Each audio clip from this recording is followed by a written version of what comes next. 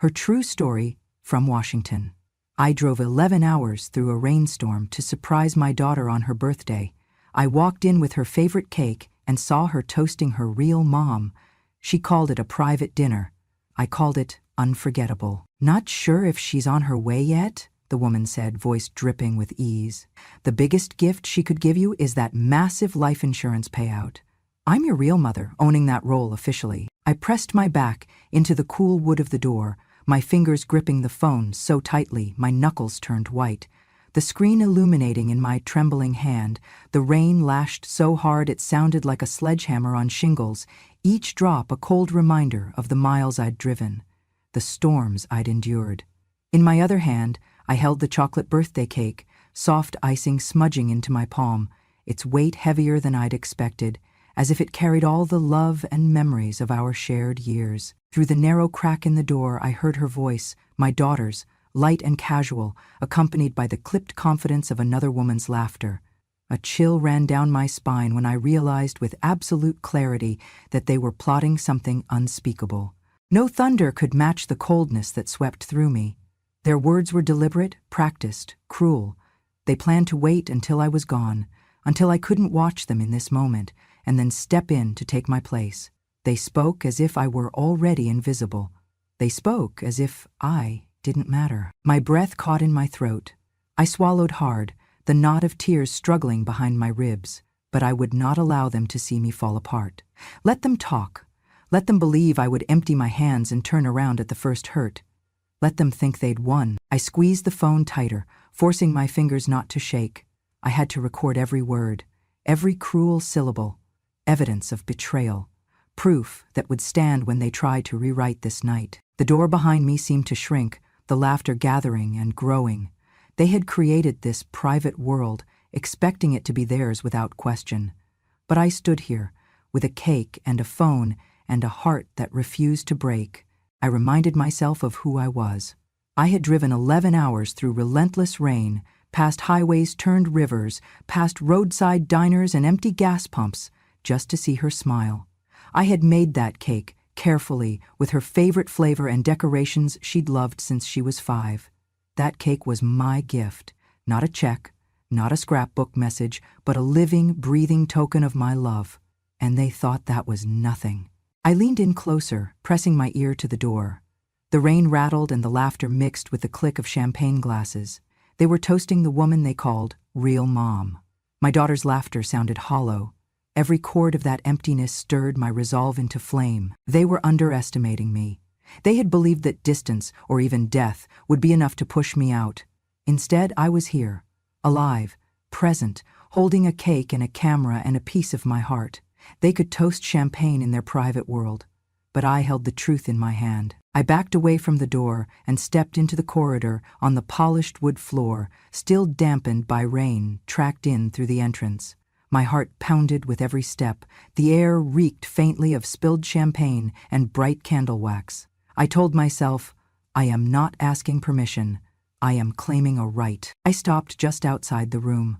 I took a deep breath, tasting rain and hope and determination all at once. The cake was heavy, but I kept my grip steady. My fingers tapped recorded confirmation onto the cake box, all the while angled toward their conversation. I held the phone at chest height, ready to pull it up and show it to a waiter, a manager, to anyone who would witness this injustice. Tears had not yet come. The lock of my jaw meant there was still steel in me. I knew that they expected my silence. They expected me to look silly, to catch a few photos and slip away. But I would not slip away. Tonight, I would do something unforgettable. I inhaled deeply, muscles coiling in my shoulders. My mind whispered, "You are a mother. You are a truth-teller. You are not invisible." And then, with cautious resolve, I took one final step forward. I would walk in. Cake in hand, phone ready. Let them see that a mother's love could never be canceled by cruelty. Let them hear the apology in my voice, but also the authority in my presence. I flicked the phone's recording light on one more time and stepped through the doorway. They would never forget this night, and neither would I. I settled into the driver's seat in Seattle as dusk bled into night, my fingers tightening around the steering wheel. The GPS blinked, 11 hours to Portland. I had timed this so precisely I could arrive just in time for her birthday dinner. My heart pounded with equal parts worry and resolve as the windshield wipers swiped away torrents of rain. From the moment I left home, the skies opened. Sheets of rain blurred the road, water pooling against the tires. Headlights became streaks, and taillights glowed like embers in the gloom. Every mile felt endless, but I kept going. Stoplights and fast food restaurants passed in a hazy rush. I wanted to reach her, bring her this chocolate cake made just the way she used to love it, the one with piped roses and happy birthday in her favorite shade of lavender icing. But doubt gnawed at me. This drive wasn't just miles, it was a test of my worth. I told myself, I am not decorative, not an afterthought, not someone to be left behind. I am her mother. At mile marker 123, I remembered her 4th birthday. I baked a white cake with pink frosting, the kitchen filled with laughter as she smeared frosting onto her nose. That night she fell asleep next to me, small thumb in mouth, whispering, "Mom?" I whispered back, "Happy birthday, sweetheart." At mile marker 246, another memory. Her 10th birthday party in the backyard. Balloons tied to the fence, her friends' roaring laughter on water balloons, and her shy smile when I presented her the cake with sparklers on top.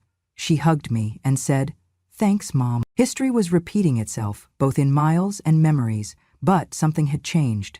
Somewhere between those parties and this night, she decided I no longer belonged in those joyful moments. Flash to 2 years ago, I'd tried surprising her with Kentucky Fried Chicken and a recording of her childhood lullabies.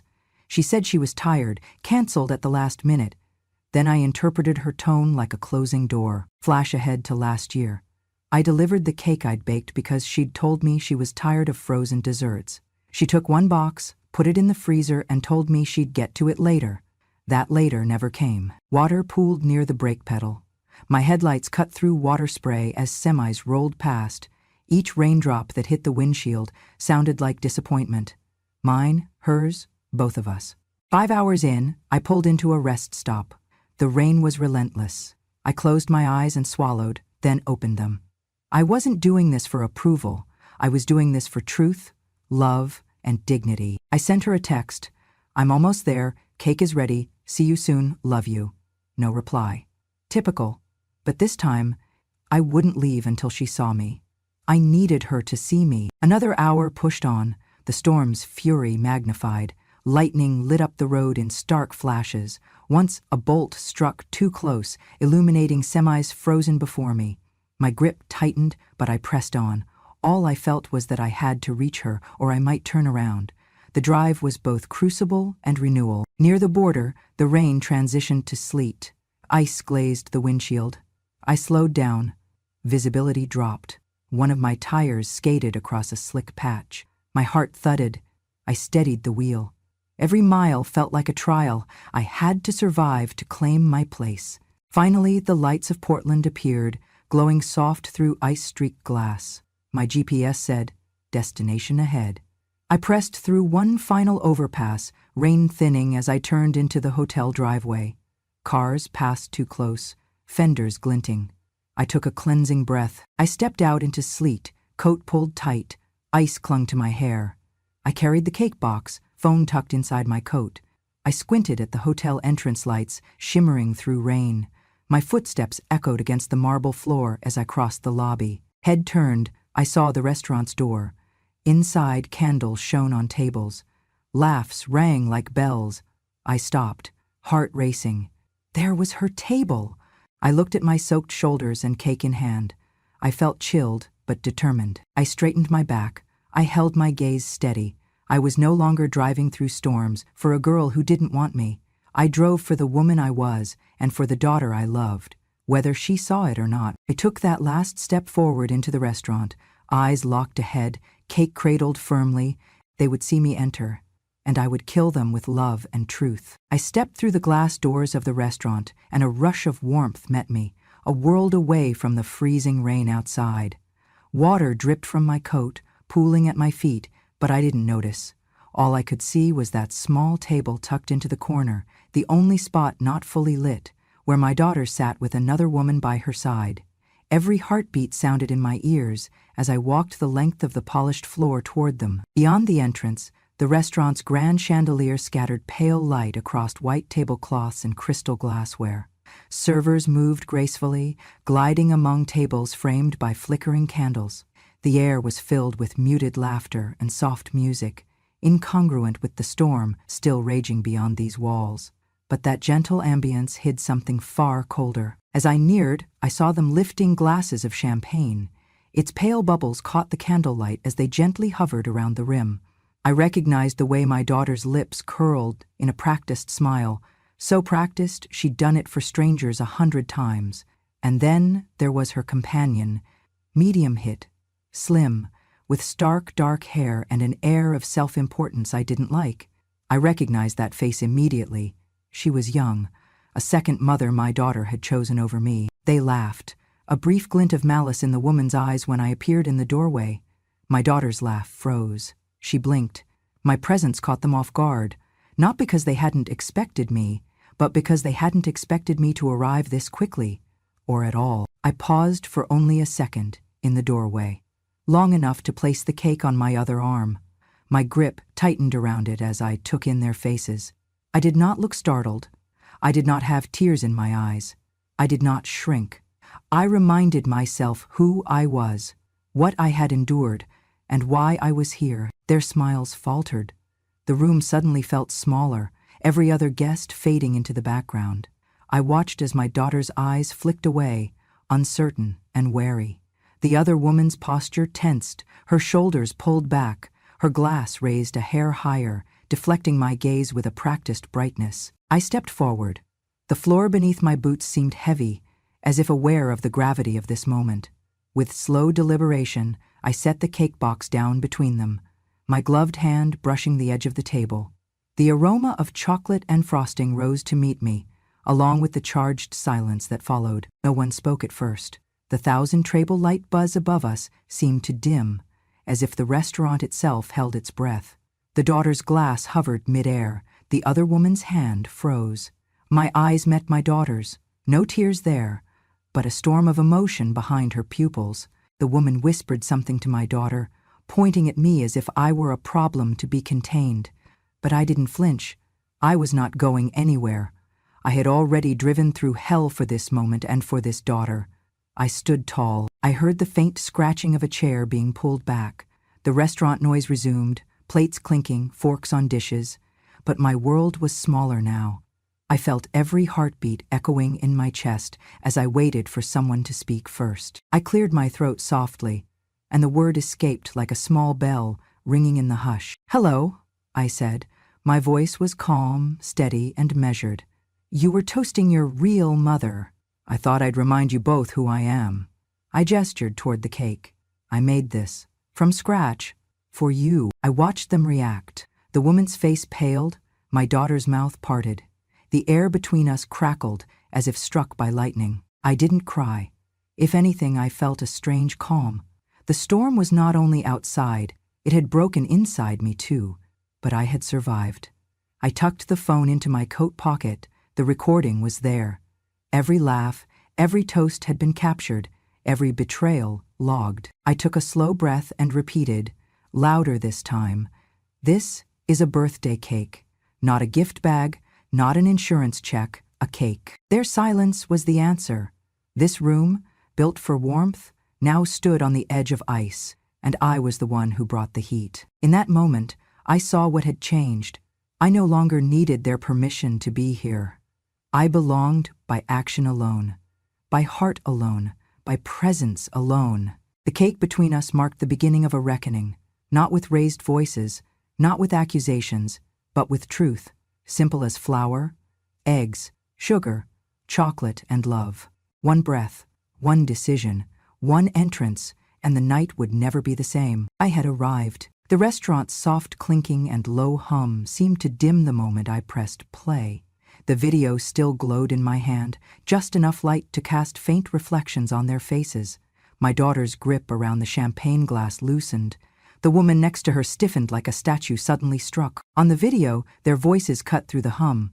The camera wavered. Mine was shaking in my wrist, but I kept it trained on them.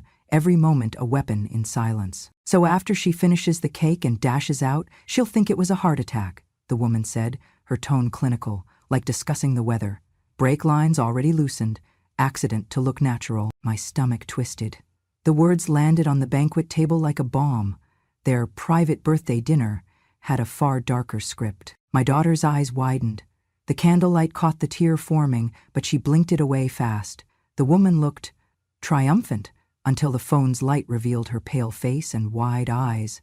Their triumphant facade broke. I pressed pause. Silence roared, louder than thunder. Every head in the restaurant turned toward our corner. Servers stopped mid-serve. Diners paused mid-bite. My heart thundered with mine. I felt like a conductor of this immense hush. They looked at me, then at the phone, then back to me. The scale shifted. I watched as reality descended upon them. Betrayal exposed, intentions laid bare. The woman attempted to smile, self-assured. "Mom, no. I mean, this doesn't mean what you think." She trailed off. My daughter's eyes were locked on mine. Confusion, fear, guilt, everything swirling in that single glance. I stood straighter. I felt a shift beneath my skin. I was no longer the rejected mother, awkwardly hovering at the edge. For an instant, every ounce of tension in that room paused, and I became the one in control. I didn't move the phone. I didn't babble accusations. I just held it up, slowly. The glow caught the sparkling wine bubbles, still intact in their glasses. Stark contrast to the betrayal just unveiled. "What you hear," I said steadily, "is conspiracy. Insurance fraud. Attempted murder." My words spelled the meaning. Gasps echoed around us. The woman stifled a gasp. My daughter looked like she might collapse. Somewhere, a single fork clattered against a plate. Breakfast napkins lifted on a breeze from air conditioning vents. But mostly there was my voice, measured and true. "I came here with cake," I said, placing the ornate box down so gently it resembled a gift. "I didn't come here to bury secrets. I came to show up. With or without answers, with or without permission." I did not raise my voice. I didn't demand apologies. I let the evidence speak. And suddenly, the power in this room flipped, like a switch. Suddenly I was no longer the intruder. I was the bearer of truth. I could feel their panic transfer to the other tables. Phones slid out of pockets everywhere. People gathered for distance but watched for consequence. The woman reached forward urgently. "This is private," she hissed behind her hands, then broke off when everyone turned toward her again. Nobody else spoke. My daughter stood, trembling. She looked at me, the real mother, and I saw the storm inside her. Shame, confusion, something like grief. I could have walked away, but a new thought took root. I didn't come this far to walk away. She should see me here, not vanished, not silenced. I stood toe-to-toe with her daughter across the table. Her eyes welled, but she didn't blink. I pointed to the cake. A birthday cake is the simplest, most honest gift. No tricks, no motives. I hope the flavor reminds you of my love. I paused again, calmly.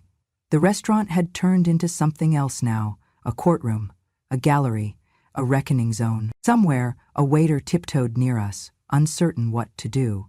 I nodded at him, still holding the video phone steady. "Please don't delete this recording. It's the only proof I have.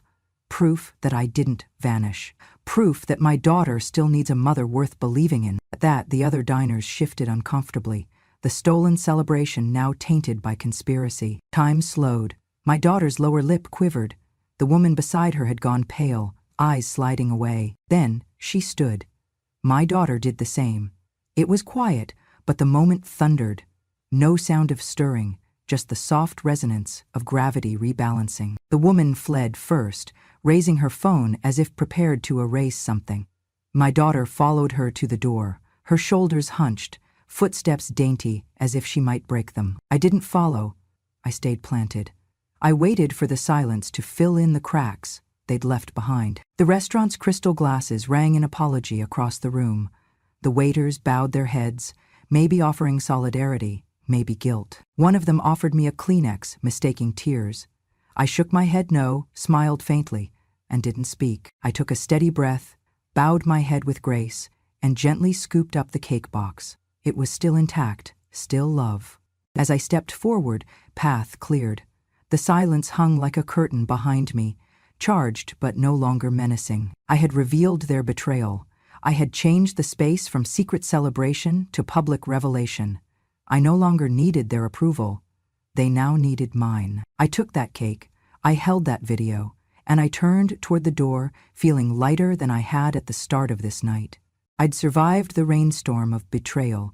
Now I carried the storm's calm aftermath in my heart. I placed the chocolate cake firmly at the center of the small table, its smooth icing and perfumed roses catching the candlelight. The room's hush deepened as I set down the box, its lid still closed, like a declaration of presence. I lifted my eyes, meeting mine across the table with steady composure. My voice was calm, yet carried the weight of every mile, every insult, every stolen memory. I didn't come here tonight to claim any role, because I already have one, I said, gently unclasping the cake lid. The camera in my pocket was recording silently. I didn't come seeking a replacement spot or looking for validation. I came because I am your mother. A subtle tremor passed through the room. My daughter's glass hovered before it shattered her illusion of control.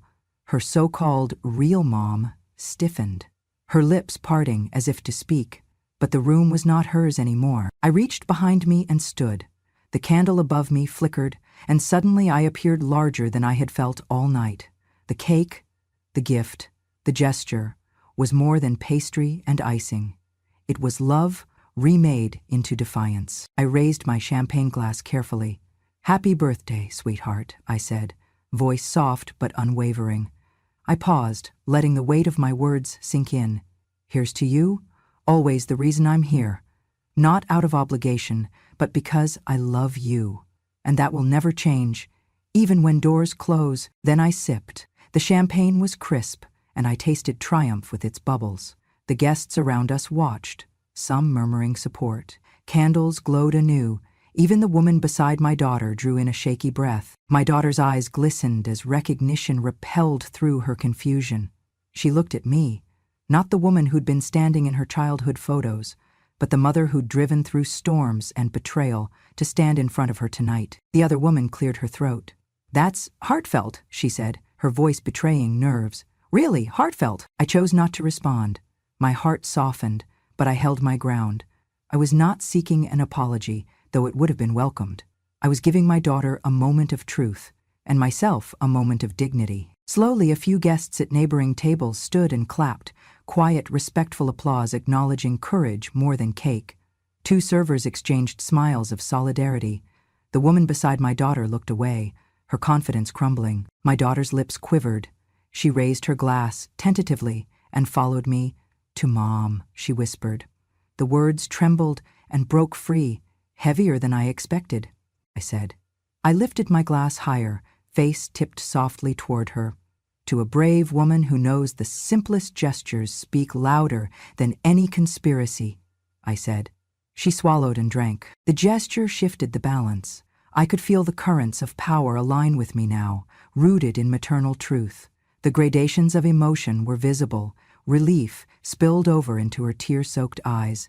Shame flickered across the other woman's expression, and guests offered nods of approval. I took a deliberate bite of cake. It was rich, sweet, and real, the taste of every triumphant mile I'd traveled. A small piece, but it embodied everything. Every memory, her childhood birthdays, the late-night lullabies, the countless kisses tucked at bedtime, streamed back into me. She reached forward and took my hand, damp from rain and nerves. The connection was electric. She didn't speak, she didn't have to. We shared the moment, 2 souls, mother and daughter, reclaiming something lost. Somewhere around us, soft murmurs turned into conversation. Someone whispered, "What a brave lady." Another shook her head in disbelief that such betrayal had been captured and such love reclaimed. My daughter looked at me fully, with true understanding. "I'm sorry," she whispered, "for everything." I nodded, swallowing thickness out of my throat. "I just want you. That's all." I smiled. "And a slice of cake." She laughed, tears in her eyes, and reached for the cake with me. I let her serve herself a piece, then lifted her glass once more. "To forgiveness and to being seen," I said. She met my gaze and we toasted in unison. The music in the restaurant softened, and someone from a nearby table began applause again, this time louder, joyful, affirming. Everything that came next felt lighter. Hugs, murmured apologies, tearful confession. When I finally turned, eyes met across the room, a community of strangers who had witnessed a mother reclaim her place. And in that moment, I wasn't invisible or erased. I was the lead in my own story, marked by courage, resilience, and unshakable love. The cake was still there, humbled now, elevated by what it represented. A mother's truth, publicly honored at last. I gently placed the remaining cake box on the small side table and stepped closer to the birthday table. My coat still dripped with rain, but I barely noticed the wetness against marbled floors. I squared my shoulders, heart steady. Tonight wasn't about trophies or vindication. It was about a simple truth. I was your mother, and I would not leave silently. I paused at the edge of the table and regarded both of them. My daughter, trembling at the memory of shared meals and hugs through the years, and the woman who'd claimed whichever role I'd been erased from. I unrolled the ribbon around the cake box, and it fell away like a broken promise. The cake's rich aroma whispered of home, of love, of years of celebrations we'd once shared. I dove the cake server into the icing and cut a clean slice, the first one marked by sacred. I lifted the slice toward my daughter, then another toward the woman. For a moment their bodies tensed, surprise flickering in their eyes. But I did not hesitate. "This birthday dinner is ours," I said, my voice soft yet crystalline, each word carefully measured. "Your special day, shared with your mothers. I'm here because I love you, with all my heart, always."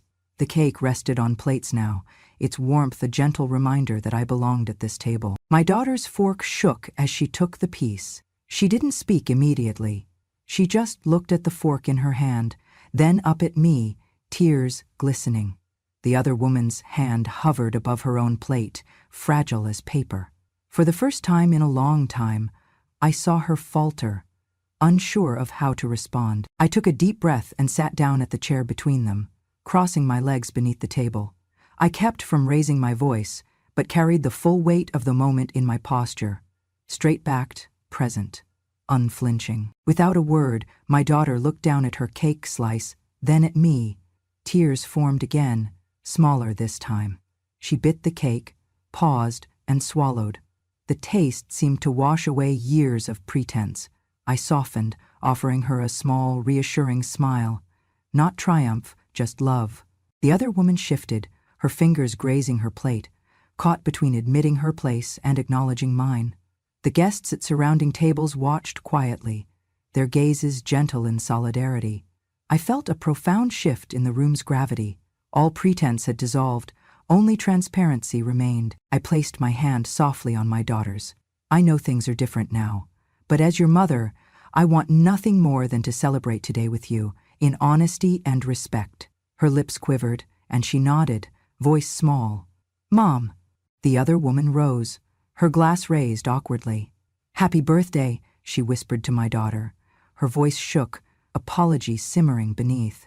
No words of confrontation followed, only the quiet clinking of forks and the soft hum of the restaurant's restored warmth. We ate together, slowly, rebuilding a connection, one bite at a time. With each taste of cake, I tasted forgiveness and softness returning. I caught my daughter's eyes. I saw relief and regret, but also something new, the spark of recognition.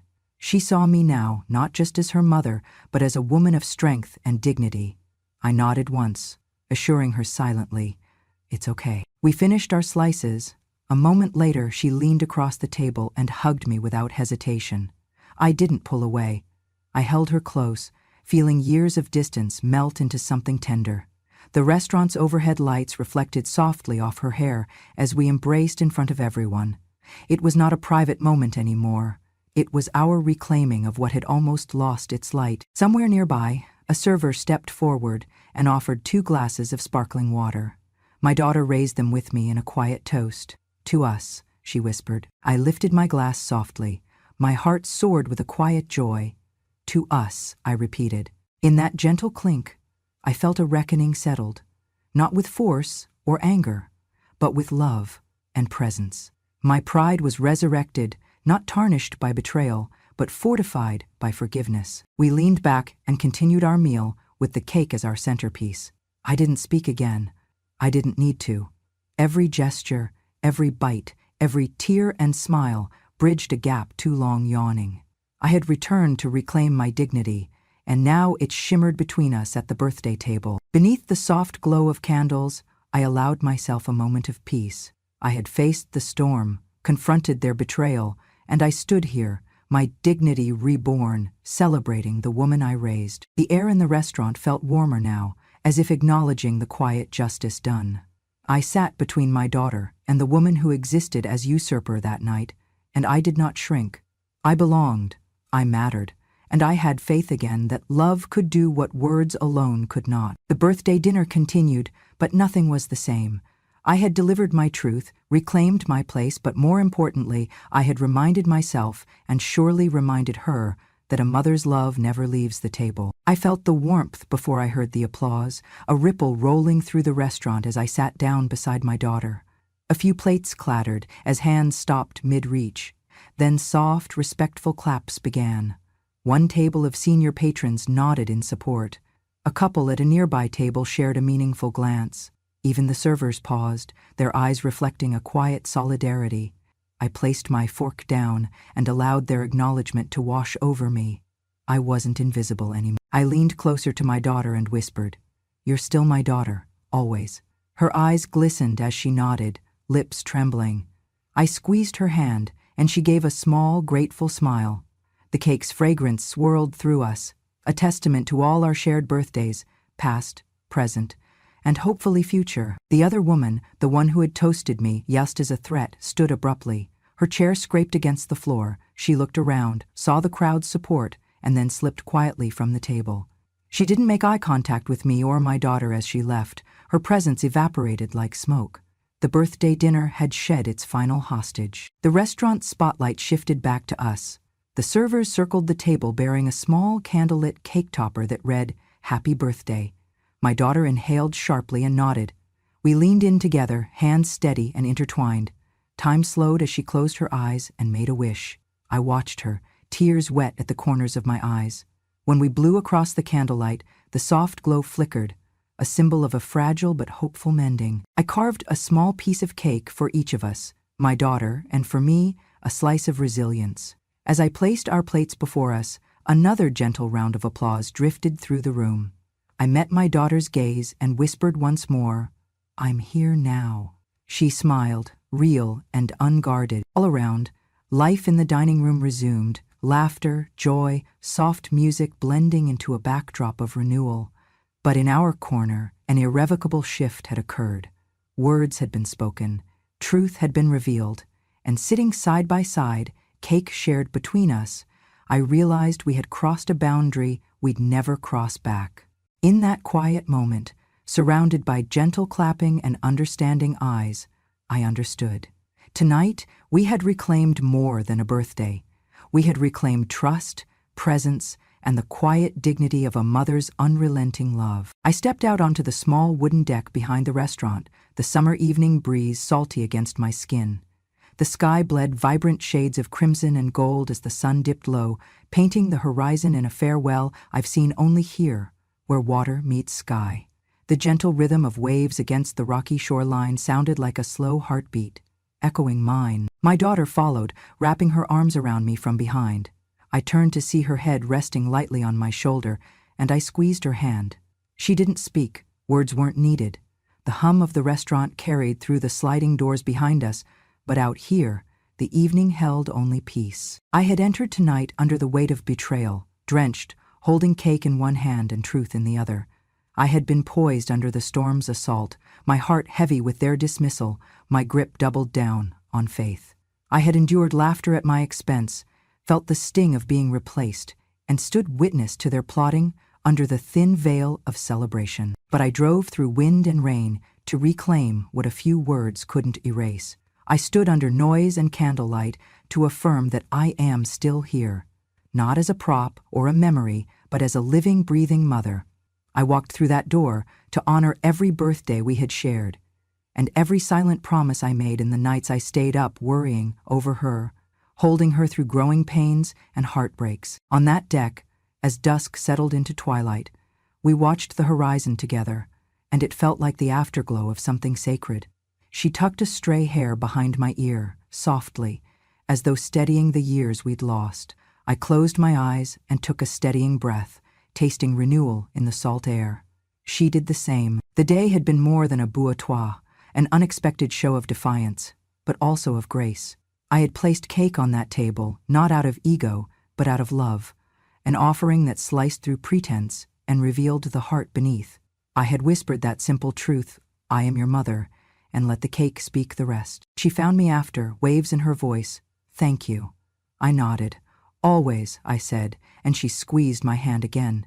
We faced the ocean, the day's battles washed behind us, the promise of a new morning before us. We had reclaimed the room, we had reclaimed each other, we had shown anyone watching that no power, no betrayal, no lie can dim the bond between mother and child, when it is rooted in honesty, sacrifice, and enduring love. The sun slipped beneath the waves, and stars began to pierce the sky.